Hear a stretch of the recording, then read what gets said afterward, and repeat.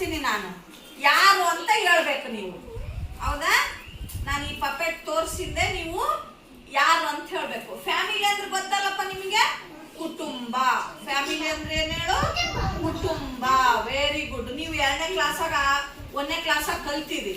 ಹಿಂದೆ ENK ಮಾನಸಾಸ್ family, father, mother, grandfather ಇವೆಲ್ಲ ಕಲ್ತಿರಿಲ್ಲ? I will show one picture. Tell the name. Who is he? Who is he? Look at this picture. Grandmother. He is grandmother. ನೋಡು, ಯಾರು ಈತ? ತಾತ. ತಾತಗೆ ಏನಂತಾರೆ English ಆಗ? Grand father. ಏನಂತಾರೆ ಹೇಳ್ರಿ?